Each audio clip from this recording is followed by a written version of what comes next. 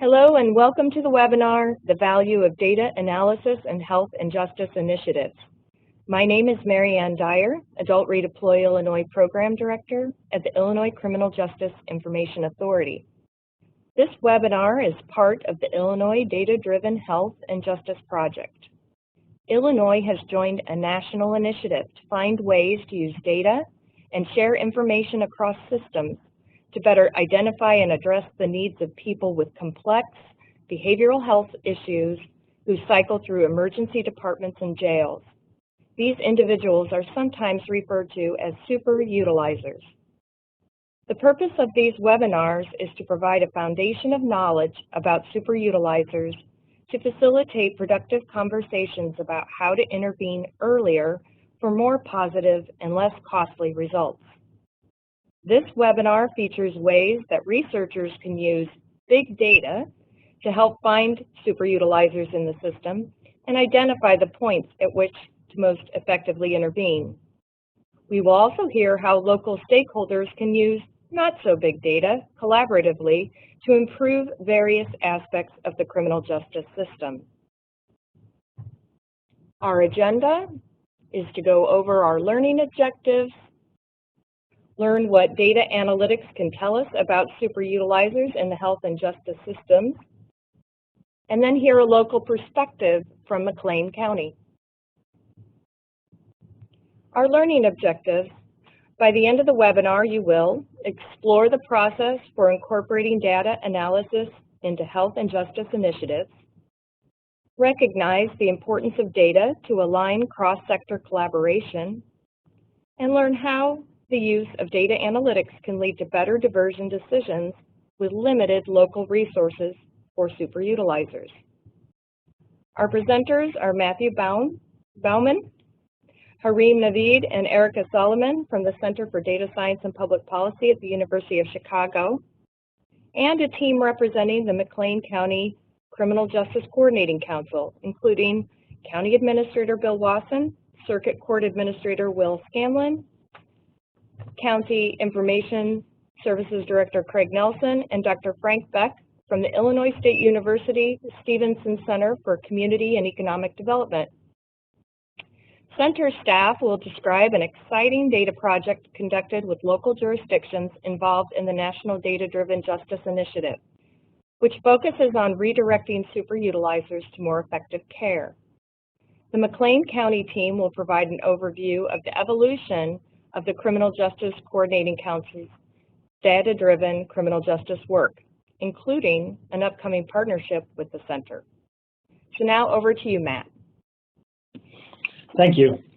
I'm Matt Bauman with University of Chicago, and to give a little bit of background for how we got involved into this program, it stems from the White House's Data-Driven Justice program from last spring, where we were put in contact with two counties, one in Johnson County, Kansas, and Salt Lake County, Utah, to try to put together a prototype system as to how we can combine data sets and put together analyses and potential interventions to address these sorts of issues.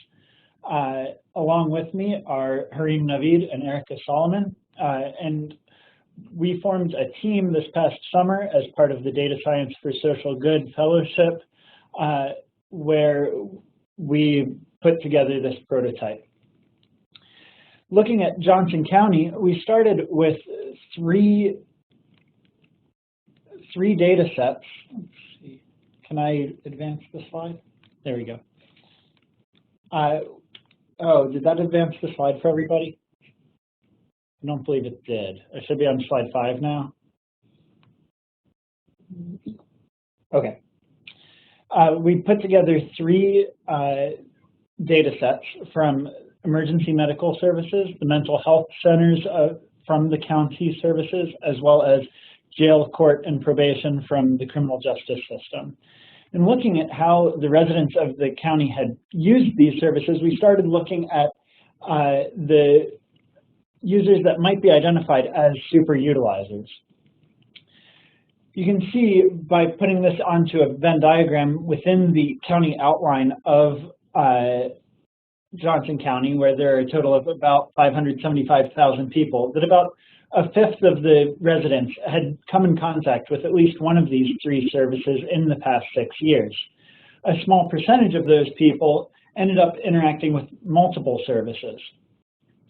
In looking at how these residents interacted multiple times, we defined a kind of frequent flyer exploration here, where we looked at the total number of calls that each resident made to each service. So on the left on this slide, you can see the number of calls each resident made to emergency medical services for ambulance transportation over the past 6 years, with the vast majority of residents only calling one time in these 6 years. However, you can see that there's a small percentage at the top of that bar graph in the lighter green color where they've called 9 or more times.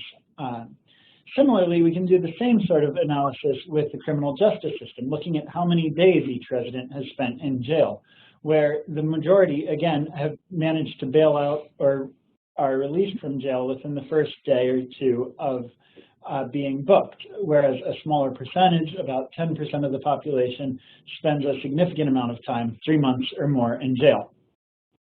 We realized, though, that the important part of this analysis was the interactions between these systems. So the residents that interacted with multiple systems tended to have more significant consequences when they interacted with the criminal justice system.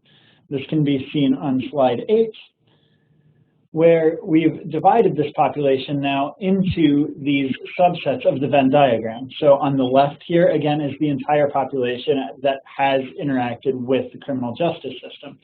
The right 3 bars are the subsets of the population, where in the middle are the residents who have interacted with just criminal justice and emergency medical systems, or just criminal justice and mental health systems. And on the far right, you can see the population that interacted with all 3 services within the last 6 years.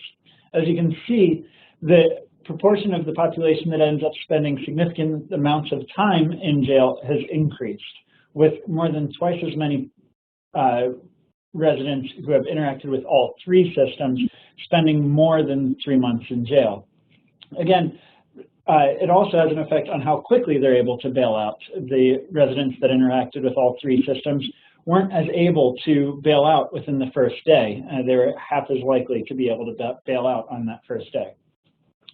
So this began coloring the way that we approach this problem within Johnson County. We realized that one of the most important things here was the fact that these people who interfaced with these multiple services, that there's likely suffering from multiple vulnerabilities that ended up having significant impacts in their lives when they ended up going to jail and ended up prolonging their stays there. So by looking at how this affected the population at the beginning of the year of 2015, we looked at these populations, saw the number of people that were in each population, and looked ahead within that year, 2015, what was the percent of that subpopulation that ended up going to jail during that year. And you can see that the populations most at risk are those who have indeed been to the criminal justice system before, but also intersect with at least one of the other county services. We decided to focus our analysis on the subset that interacted with both mental health and criminal justice, attempting to proactively reach out to these 4,000 people that have used both of these services in the past. Now, if we were to do this naively, if we were just to randomly reach out to this population, about 1 out of every 10 people that a county mental health worker, for example, would be able to get in touch with, about 1 out of every 10 of those would be someone who ended up going to jail in 2015. We can do better, and we'll have Erica talk more about the kinds of analysis techniques that we used to improve upon this.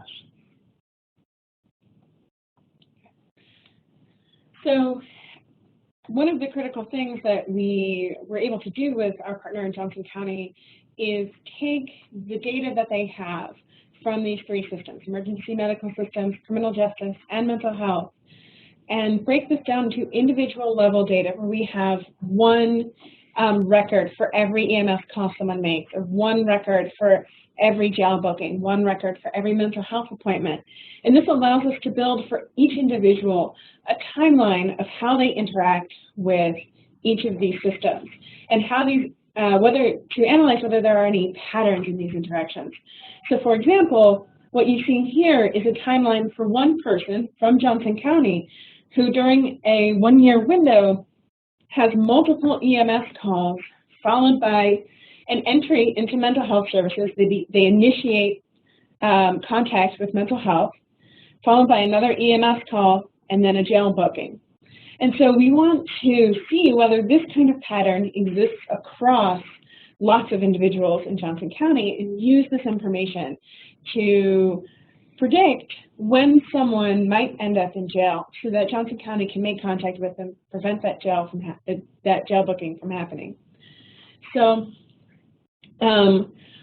what we try to do is build for each individual a data set that specifies for any given time window. Before you saw 1 year, now you see 6 months, but it could be 2 years, it could be 3 days. And move that window for every 6-month period. We have data for this person. What are all of the sequences that they experience during their interactions?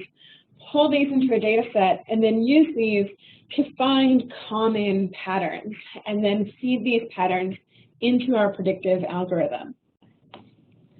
So how this works is we start with the data that we get from the county. We aggregate these into individual level features that include these sequences, but also other features I'll talk about in a minute. Build machine learning models that for every individual generates a risk score for that year. So for 2015 or for 2014, that sort of suggests how much risk we think this person has of ending up in jail that year. And then we can rank these risk scores so that Johnson County can target the people who they think are most at risk of ending up in jail for preventative services.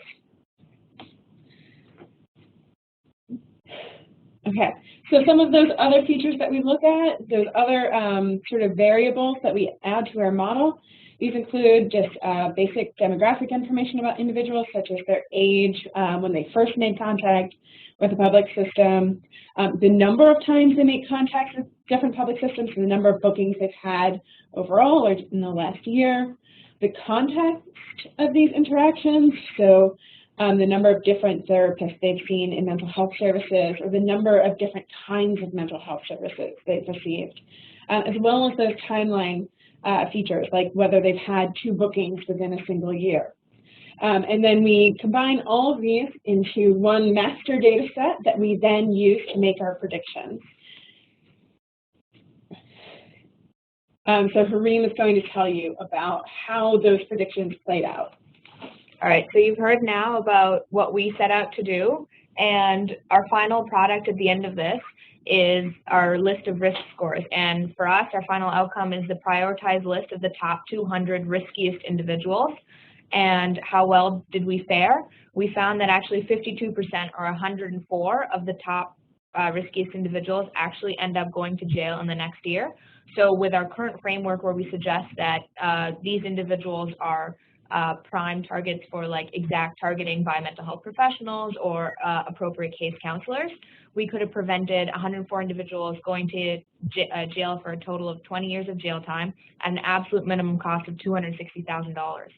So in absolute terms, that's a huge saving to the county and also keeps a lot of people out of jail. And one important feature we found across all of these individuals was that it had been at least 2 years since their last mental health contact.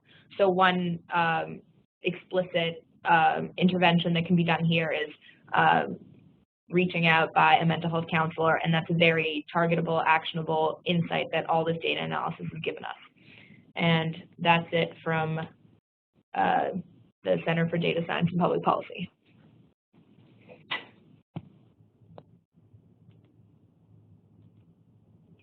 So now we'll hear from the McLean County team.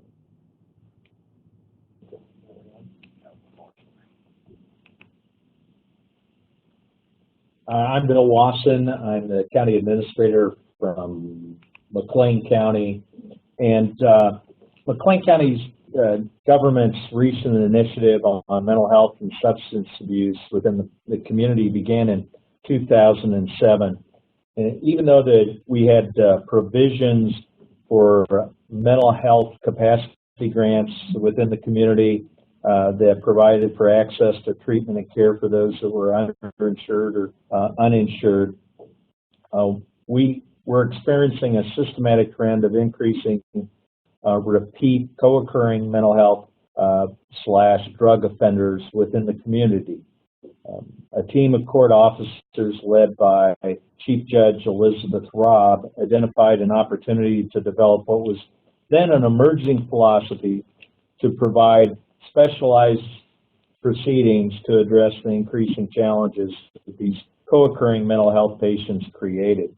And so in 2008, McLean County was able to obtain a grant for Illinois' first drug court. Subsequent to that, at the end of 2008, McLean County requested that the National Institute of Corrections complete a report on our adult detention system within McLean County.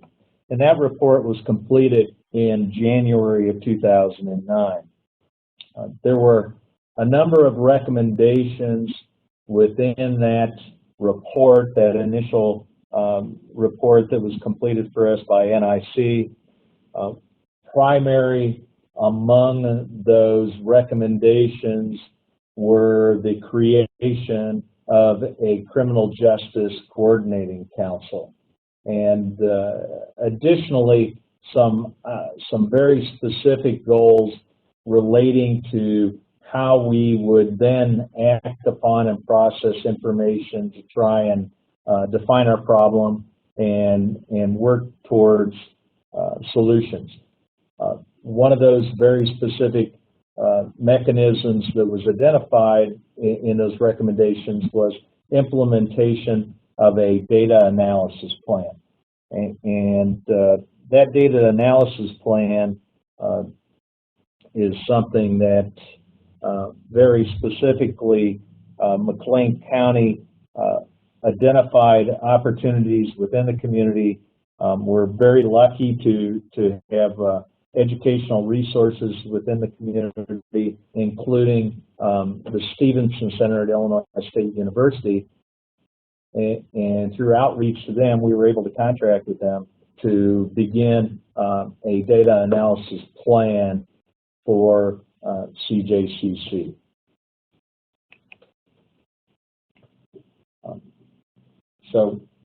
Will, you want to talk a little bit about the creation of the CJCC? I'm Will Scanlon. I'm the court administrator for the circuit court. The Criminal Justice Coordinating Council in this jurisdiction was not the first effort that the county had made to begin a collaborative planning process, but it has proved to be the one that has had lasting impact on the criminal justice system.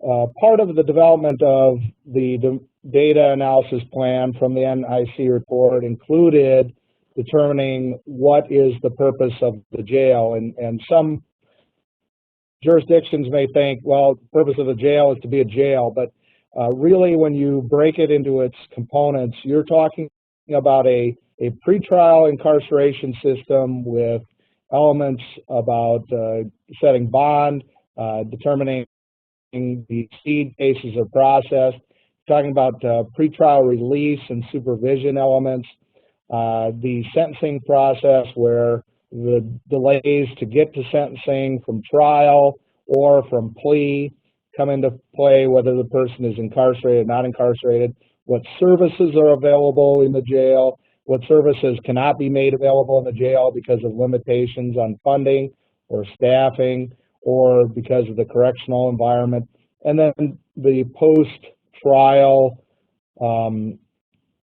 outcomes, which are the recidivism rate, the determination of whether people on probation do better on direct supervision or an informal supervision. All those elements break down what began to be the data analysis plan we did. And so in 2009, we brought together a number of bodies. It can be unique to a jurisdiction, but you need enough expertise at the table to help define all those elements and branch out into areas where you may not have a direct relationship with the criminal justice system, but where solutions may lie, be that with your a strong clergy support in the community, major employers in the community, how the interaction of the education system, both the primary, secondary, and post-secondary education systems come into play, and what support systems are available for the human services agencies, and whether or not they can be represented individually or through a lesser number of people. A jurisdiction has to make that individual determination themselves. You can see our membership. It may be unique even in Illinois. Other jurisdictions would come up with a different subset of participants. But what is important was a commitment to sit down, begin a planning process, lay out a strategic vision, lay out some goals for the first year, first 6 months, first 90 days, and then begin meeting and stick to a meeting schedule. What had not worked in the past is eventually enthusiasm had waned and departments or individuals had dropped off the committee or stopped participating. And I think jurisdictions will find that's a pretty familiar pattern. Success lies in getting that commitment and keeping people engaged. And certainly this is not a unique challenge for McLean County. It crosses all jurisdictions. But as we had the membership solidified, we were able to begin a data analysis. I'll leave some of the challenges of doing the data analysis to Dr. Beck, but I will say briefly, McLean County did have an advantage. Some of the jurisdictions will have in that they have a unified data system in that the jail data, the criminal justice data in terms of the court cases, the charging data, and the probation data is all available under one unified case management system, thus allowing the data to be mined a little more efficiently than it otherwise would be. Some jurisdictions will have mental health data or social service data as well as that. That's not really the case in most of the Illinois jurisdictions, so that did represent one of our challenges. But I'll leave it to Dr. Beck to talk a little bit about some of the data and some of the analysis that occurred. Great, thanks, Will. So the next few slides are some output regarding what we were able to show the CJCC regarding their use of the jail. And that was the initial topic to be addressed, was how were they using the jail. And so on a monthly basis now, we are giving back to the CJCC their use of the jail in terms of number of bookings by charge severity, and we can show trends in the bookings, and we're able to show comparisons across years. The next slide shows total bed day use by charge severity, again, over time and across those years and what trends might be occurring. And then we're able to look, of course, at the average bed day use by charge severity. And that's really quick. I don't want to get into all the numbers for you, but it's just a taste of the base of what we do. The other thing to know, though, is all of this so far, and what I'm going to talk about in a second, can be done by ethnicity, gender, whether there's a violent charge, whether there's a drug charge, and mental disability, mental illness, or some other indicator that's of interest to this group. So we've done that, and we continue to do that. Some recent projects We've looked at case processing time. And when it says 2011 case processing time standards, that means that the county adopted standards in 2011. The data are from all the years that we can get them, but we're able to show how case processing time relates to, or how cases are being processed by charge severity. And so you can see, of course, that Class M's are taking the most time, but again, we can do this by ethnicity and gender and mental health status and so forth. We can also do it by judge, and I'm told this kind of slide might be interesting to folks, or they might run away from it, but we can do case processing time by judge. Those indicators on the left are, they are anonymizing the judge information so that nobody is wondering. The last slide of actual data is something that the CJCC was wanted to see and was pleased to see. The efforts they've put into place regarding how the jail is being used shows that the percent of total bed days used by felons has been increasing through 2015. And so in 2007, 76% of the bed days were used by felons, and in 2015, they're up to 89% used by felons. And this is just a quick look at the kind of things that we've been able to do. We've done other things with respect to recidivism and so forth. But what's more important probably to the listeners is how this had come to be. And without going into a large amount of detail, I'll just share a couple of points. It really has to do with, of course, we've heard this before, relationships, but the ability to reach out and get answers to questions has been very important. So the information technology folks were able to show me how the different files within the database, the different screens that make up the database, can be split apart, can be reconnected, and can be turned into flat files with different units of analysis for purposes. So a unit of analysis might be a booking, a unit of analysis might be a person, it might be a case, and so those files have to link in different ways in order to do the analysis that will lead to answers for the CJCC. Our job with respect to the CJCC is not just the data analysis piece, but is also listening. And so we're at the meetings and we listen to the conversation, and then we're supposed to say, do you want to know more about that? And then go out and get answers to those questions. And so that's a big part of what we do. And it has not been without hurdles. There are aspects of the criminal justice system that people who work in it every day know, people who do not work in it every day don't. And that has been a learning experience for the Stevenson Center and for its students in terms of us getting the work done. But it's led to far richer, more accurate analysis for the county. And we're continuing to move forward. This data-driven justice initiative is part of the way in which we will be continuing the analysis for McLean County. Hi, this is Craig Nelson. I'm the Director of Information Technologies.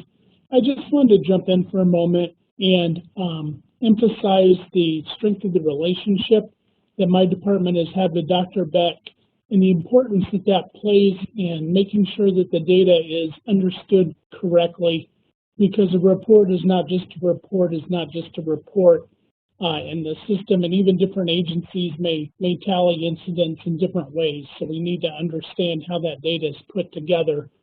One of the struggles, of course, that we had, one of the challenges is anonymizing some of the data so that it's not such personal identifying information that any particular record can be tracked back. So for instance, we took the approach of rather than providing date of birth, we calculated the age, and we provide the age in the data set that gets turned over. And that's the type of approach that we've taken. We're working on similar approaches now in terms of we're starting to geocode the data that we're going to provide to Dr. Beck so that we can begin to look at trends without necessarily tying specific incidents to specific house numbers. So those are some of the challenges that we've been facing. So transitioning back after, I think, an overview of the process and what we have been through, we'll work on a few of the questions that have been posed to us by other jurisdictions along the way. And the first question that I think comes from a lot of jurisdictions is, how did you, the fact that we have one system that maintains justice information from the law enforcement agency all the way to the probation department and court services, that gives us a huge advantage over some jurisdictions. And so the question is always raised: how did you get there? How did you get policymakers to agree to that decision? And there are a couple of milestones along the way that helped us to do that.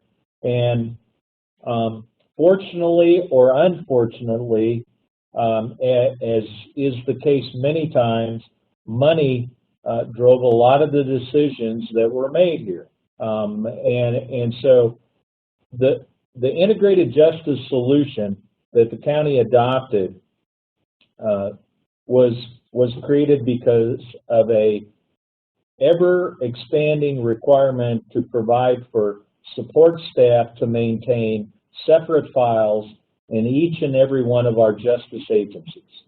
And the implications of those increasing costs forced justice agencies and the jurisdiction board, the county board, all to evaluate what the solutions may be, and ultimately, along with the courts, agree to a solution that we're blessed with in some ways today, and that is that we can maintain all this information across the board, and that's how that decision was made.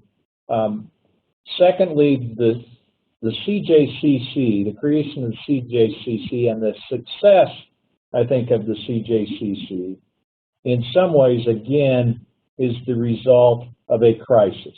And in McLean County's case, the crisis was a financial crisis in some ways, and that was that we were spending nearly $1 million a year in 2008 in out-of-county housing. That created a situation that brought everybody to the table, and seriously, with serious intentions to address a problem that, if not rectified, was going to have an impact on each and every one of the agencies that you see listed here on the CJCC membership. So the driving force in some cases was this crisis. Today, I think our driving force is maintaining what we've accomplished, and also beginning to address things like our mental health and substance abuse issues within the community, and attacking the fact that we have co-occurring situations that occur and reoccur for us. But all these things really were the outcomes of forcing people to the table because of the fact that there were community-wide significant issues that everybody knew they needed to work to overcome. And so that kind of buy-in has led us to the successes, I think, that we've seen. The data by itself would not have helped if not for the willingness and acknowledgement of every one of these individuals on this list to work towards a solution. And so we've been able to accomplish many things with the assistance of the data analysis plan, but those also take willing partners. And so developing, in some circumstances, developing that community-wide need may be part of the process that jurisdictions have to look at. They have to develop a community-wide support for these initiatives as they move forward. And we've done that with the mental health and substance abuse issue within the community as well. This is Will Scanlon again. That is the second point.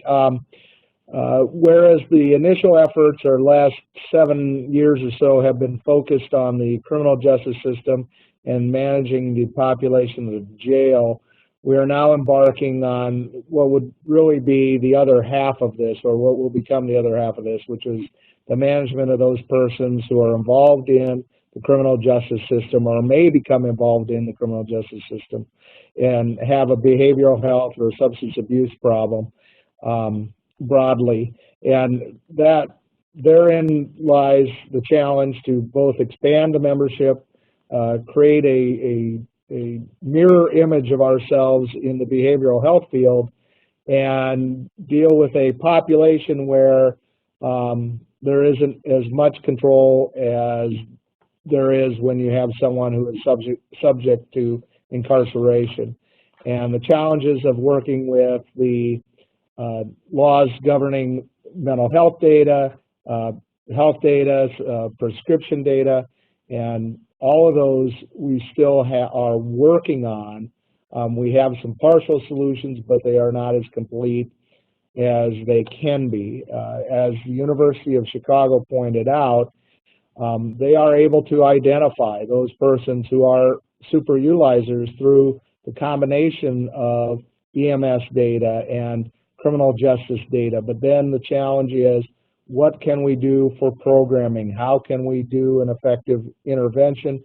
What are those solutions, and what are the range of solutions that are going to be available in the community, and how are those solutions going to be funded, or how do we make access to those solutions available to this population, or broaden it so the population can be served? So again, whereas we have a fully functional criminal justice end of this where we still face challenges and problems to solve, we are also embarking on the behavioral health data-driven justice information side of it, and we essentially start over with the process and work toward the solutions. But the solutions are going to come through the same work and through the same kind of framework of bringing people to the table and using the data to work on those solutions, whether it's funding or services or access to service. This is Craig Nelson again. I think it's important to not underestimate, as you're trying to bring people to the table, the power of having a story to tell. If we go back to when we were forming the integrated justice system, talk about a system that was, structured in many multiple silos. There was a story developed, and so when the story was presented to the Justice Committee for sponsorship, what was done was the number of systems that a person's name was being entered into was tabulated, and we tabulated it by dropping an M&M into an empty jar in front of the committee. And before the evening was done, there were over 40 M&Ms in the jar. And this was the number of systems, the number of different times that this same data was being entered into by multiple parties.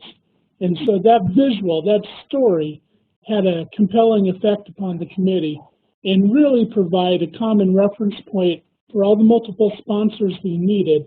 The state's attorney, the public defender, the chief judge, really gave a common ground from them to reference back to what the real significance of this looks like. So I think there's importance in defining how you're going to develop your story and tell your story as it relates to your particular concern. I think one of the large lessons that we've learned as part of this process was that what you know is not always what you know. And we've had many conversations with jurisdictions where they say, we know the people that are most risk. We know the people who visit our jails on a regular basis. We know. And we've been at the same place. And I'll just, I'll just use one story that I think brings it home to everybody, and that is we had a conversation one day when bookings were going up at CJCC, and the question was raised, why are bookings going up? And everybody around the table universally said, well, it's summertime, silly. It's summertime. Crime goes up in the summertime. And we looked around and we said to the data folks, have we ever actually taken a look at that? Can we at least quantify that? Tell us how it goes up, how it doesn't go up. It'd be interesting for us to know how we need to seasonally begin to take that into consideration from a staffing perspective, many different areas.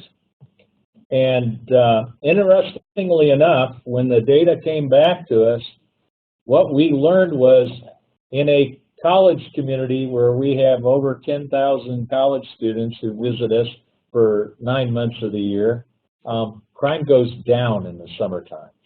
And so what you know is not always what you know. And that's a lesson that I think everybody should take to heart as they go into this data analytics kind of a topic, and the benefit that you both receive out of it and the information that you'll get is very important to the processes, because what you know is not truly always what you know. I want to thank you for so many of these provocative comments and ideas from the local perspective. I wanted to take the next 10 minutes or so to go through some questions and get some interaction between McLean County and the Center for Data Science and Public Policy.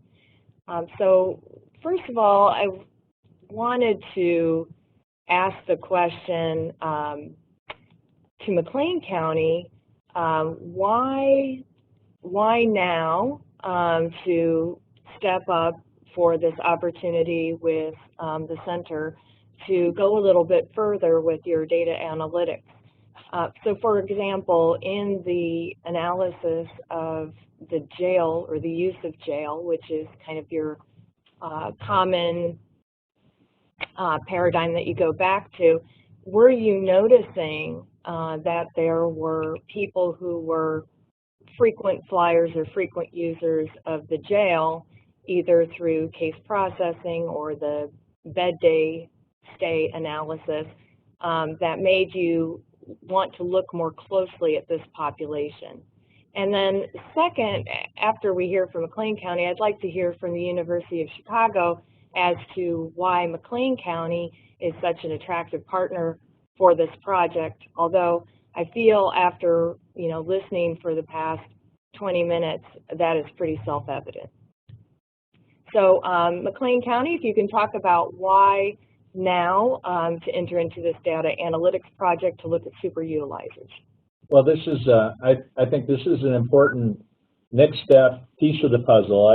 We talk about this effort. We've been engaged really since 2008 in working not only on the criminal justice side, but beginning to evaluate how we address the mental health, behavioral health issue as well.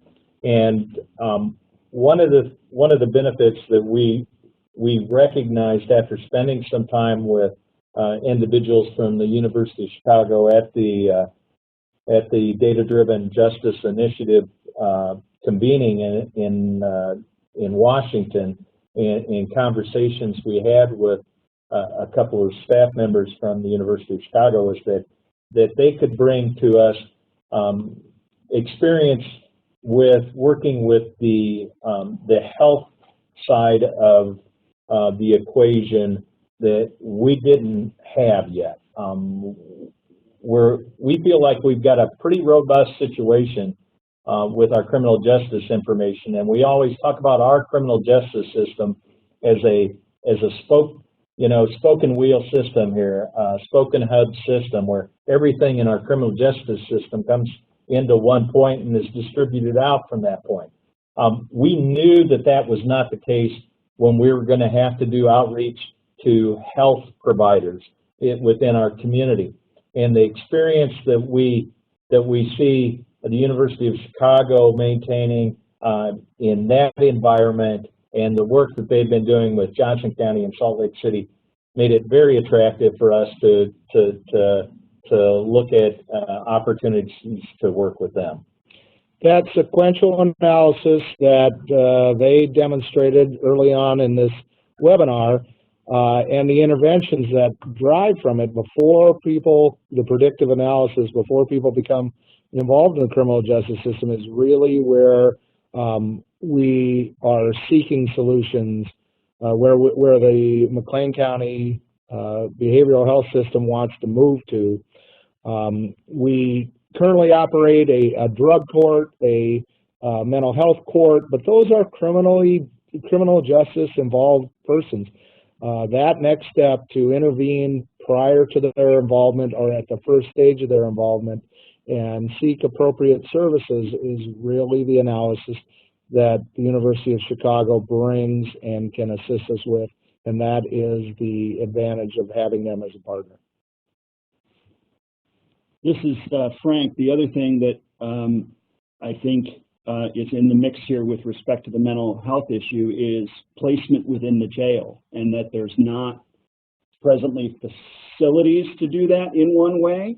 And so understanding folks who are coming into and who are repeat users and so forth, that's also a part of the drive behind the BHCC and the conversation with Chicago at this point.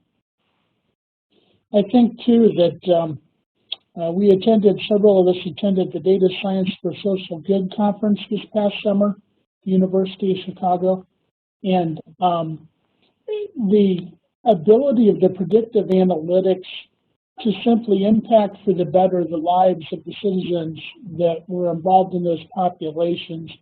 Each one of those was a compelling story, a compelling case to be made. And I think we feel like we're in queue to be that next compelling case.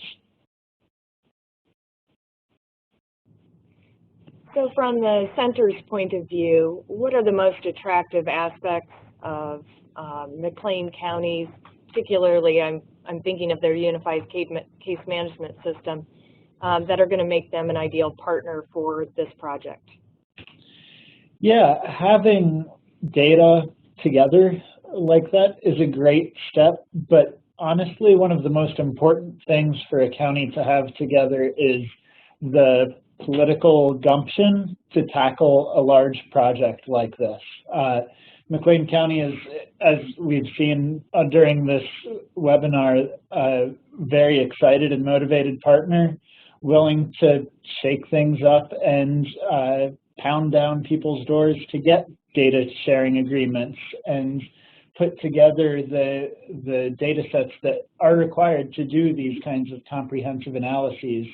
It's not an easy task in many cases and takes some political capital to get all the players working together, particularly in cases where you may have more private or non-government organizations providing mental health services or homelessness services or things like that. And the more data points we can put together, the more holistic of a picture we're able to paint, and the better that we're able to do in terms of these sorts of predictive analyses. So McLean County is great because they already do have a lot of the data together. They already do have a lot of data literacy and ability to put together some very nice analyses on their own, and that's absolutely spectacular. But really, one of the most important things is their excitement and drive to make change happen, and then at the end of the day, be willing to implement some of these interventions that we're proposing. And to that point, Matt, the interventions that you're proposing, do you have experience or examples from your experience with Johnson County and Salt Lake City about recommendations, beyond the mental health caseworker reaching out earlier in the system or at a certain point in the system? And have you seen or heard of any programs or services that are going to be developed in response to your analysis? So we're still in the process of developing those programs, both with Johnson County and Salt Lake County. We've not rolled out any of these interventions. We're not sure how effective these interventions might be or may not be. We're hoping that they'll be effective and deter people away from jail and provide better outcomes on the individual level. As far as existing models go, one promising scheme right now is the sequential intercepts model that some counties have rolled out, where they're looking at doing a kind of a smaller segment of this kind of work, where certain points are trying to connect individuals in need with better services at given points in the criminal justice system process. Another great outcome here has been that we've managed to increase the data literacy amongst these counties, and now Johnson County, Kansas is actively recruiting a data analyst role, a new role in their county government, to help supplement these analyses. I'd also point out two things that Johnson County has already started doing that have been very effective in helping with these superutilizer issues. So one of them is embedding mental health co-responders with their police departments. So these are employees of the County Mental Health Center who either respond to calls with police or who engage in that follow-up work after a call has been identified as a behavioral health call, and they reach out and they make sure that this person is stable, is okay, is connected to the services that they need. And this has greatly reduced the number of police calls that end up either to the hospital or to jail for these behavioral health incidents. And so this has been extremely positive program for their community that they're working on expanding to their emergency medical service as well, so that those first responders often don't have an alternative place to take someone other than the hospital, but if they can hand off a call to a mental health co-responder, then someone can be spared large medical bills or a trip to the hospital, which would be fantastic. So we're looking forward to seeing how that intervention plays out. The other thing that they've done is there's a mental health crisis center, a triage center, where both EMS or police can take people who are experiencing mental health crisis on a voluntary basis, check them in, and they can stay for short stays up to 23 hours or possibly a few days. And so this, again, is an alternative to someone going to jail or going to the emergency room. And so is better outcomes for the hospitals, for the jails, and for the individuals who are in these crises. So we're really thrilled with all the sort of proactive things that our partners are doing as well. That's fantastic. I actually have another question that raised from the composition of the Criminal Justice Coordinating Council, and that was that we're talking a lot about combining the health and justice systems and their information capabilities in order to provide better services for people identified as superutilizers.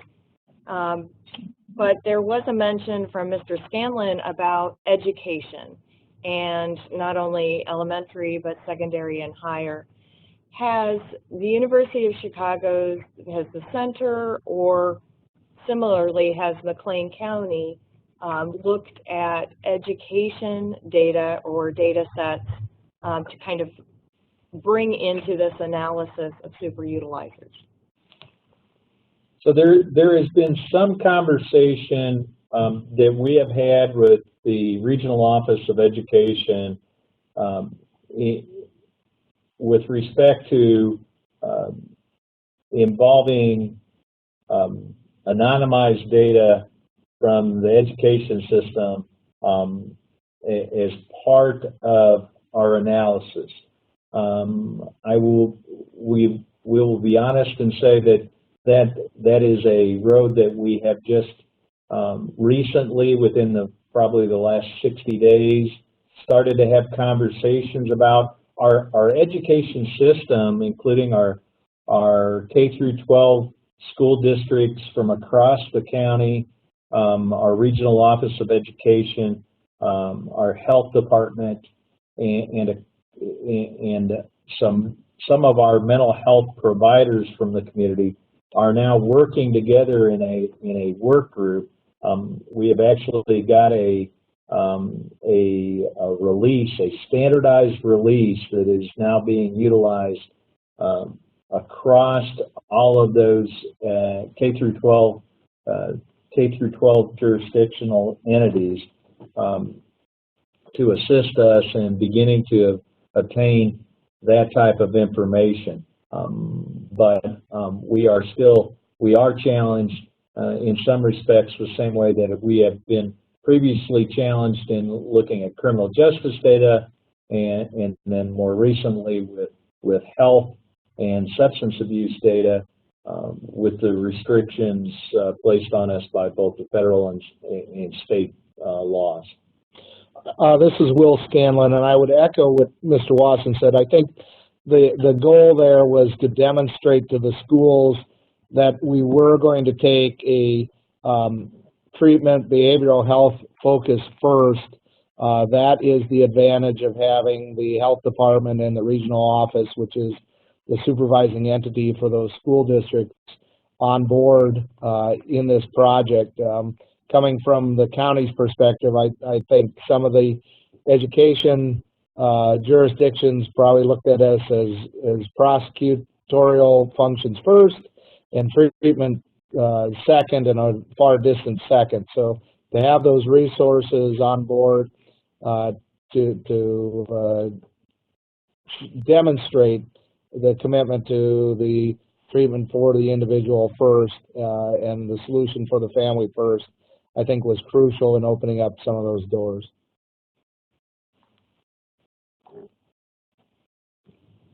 Has the center looked at any education data sets? So yes, we did. We did a project this summer with Milwaukee County where we used educational data sets and data sets from the criminal justice system, particularly juvenile and the adult case records from the DA's office. And we matched across those data sets and tried to build individual level data records that helped us identify features of a student's educational background or personal background or demographic background that would be predictive of their interaction with the criminal justice system. So in this case, because we were looking at just DA case records, these were quite severe incidents. So it was interesting because we were able to identify that it wasn't necessarily like demographic features that were the most predictive of someone's interaction with the criminal justice system, but more modifiable things like attendance records and disciplinary actions. So if you can stage interventions at the school level, can you prevent a first or repeated interaction with the juvenile criminal justice system? That was the question we were trying to answer.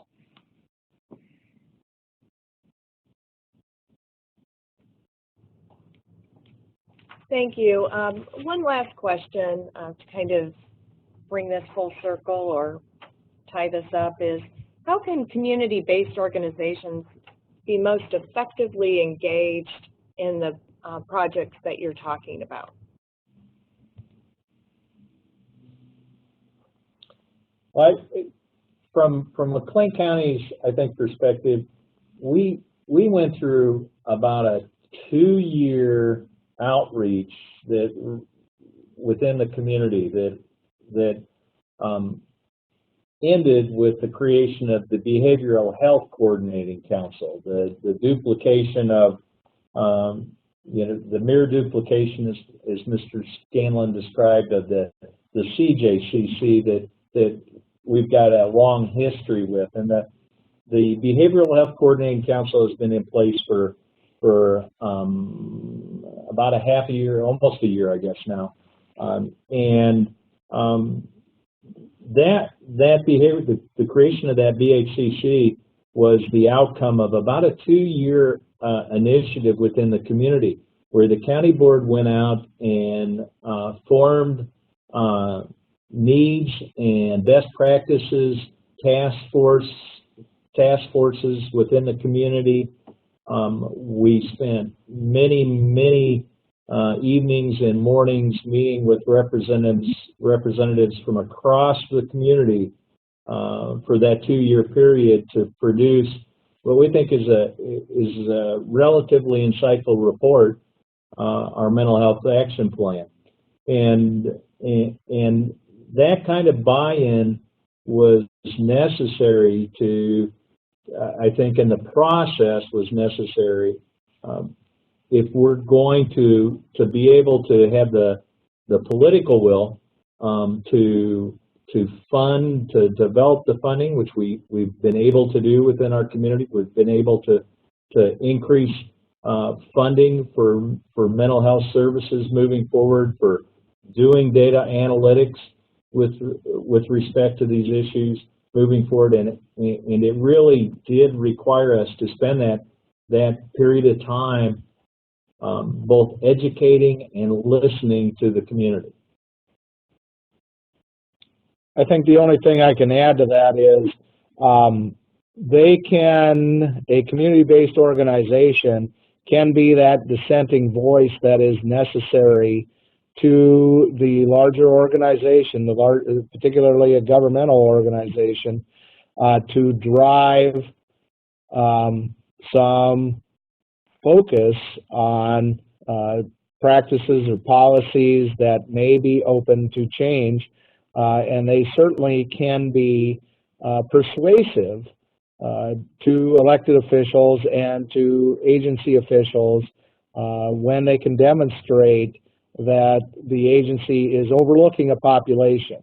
And in our instance, there were several community-based organizations that helped us focus both on the behavioral health and the criminal justice sides, and they continue to do so today. So a jurisdiction, they know of those agencies, they know of those groups, and sometimes they want to ignore them because they have been and constantly, at an agency's door.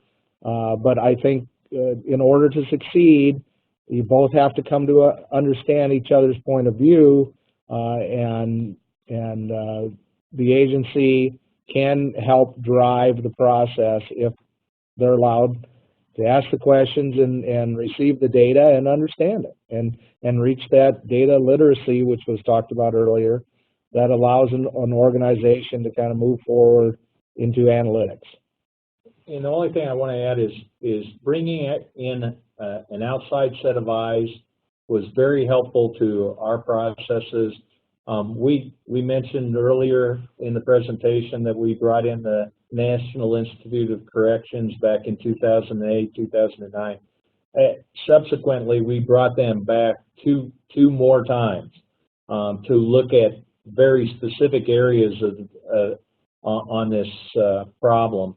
And so those outside views, I think to many community members, they verified what internally the community was hearing from county government staff, from mental health providers. So that outside view, I think, is also helpful. From the University of Chicago's perspective, these community partnerships are extremely valuable. They are frequently the ones that end up testing and validating these interventions on the ground and doing the hard work of making change happen.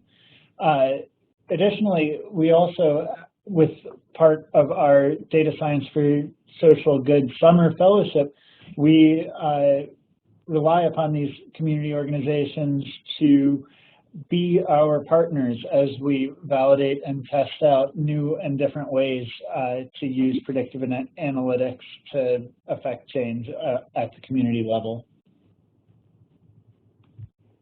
I really want to thank both groups, both the Center and the Criminal Justice Coordinating Council of McLean County for such a rich discussion on this topic of the value of data analysis in justice and health initiatives. For those who are accessing this webinar, you can contact the individuals directly from this contact slide to ask them any questions or further comment on what you may have learned in this webinar. Also want to remind folks that there is a data-driven health and justice conference scheduled for Friday, December 9th in Urbana, Illinois.